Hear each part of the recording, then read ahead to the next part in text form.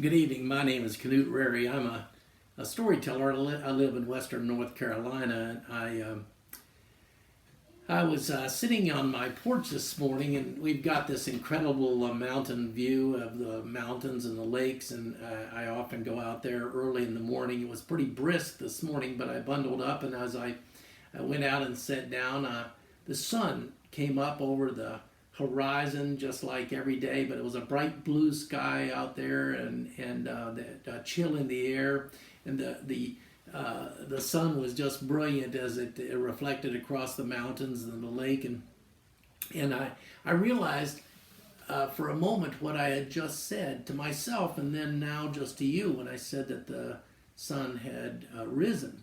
And in fact, the sun hadn't risen. In fact, the sun was where the sun is in the universe, but the Earth, our Earth, rotated toward it, rolled toward it. As it rolled toward it, us included, gravitation keeping us in place, we rolled forward and rolled forward, and therefore we rolled, and the sun came up over the horizon.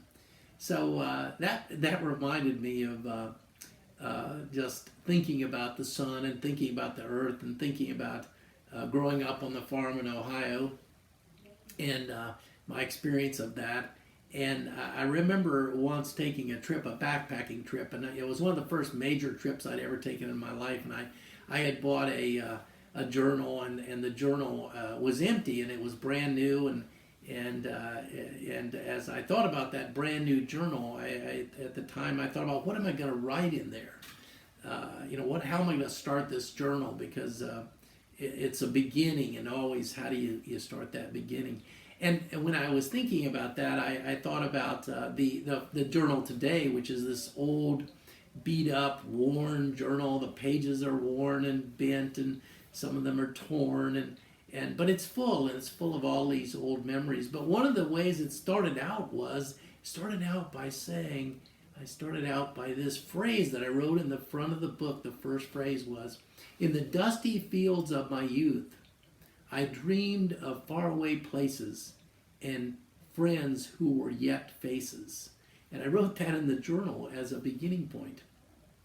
And as I was thinking about that, I remember the first part of that phrase, "in the dusty fields of my youth," because I remember working the land across as I went down across the field, working the land, plowing or disking or some other way of making the land ready for seed to be planted.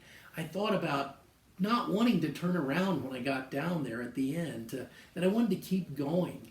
I wanted to keep going on that, just like the earth. I wanted to keep following the earth as it revolved toward the sun.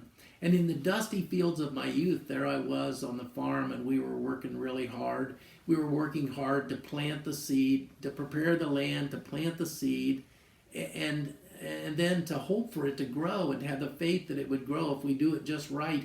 And the funny thing about that faith and that hope was that we really probably spent half our time on our knees praying that it would rain, and the other half of the time on our knees praying it would stop raining.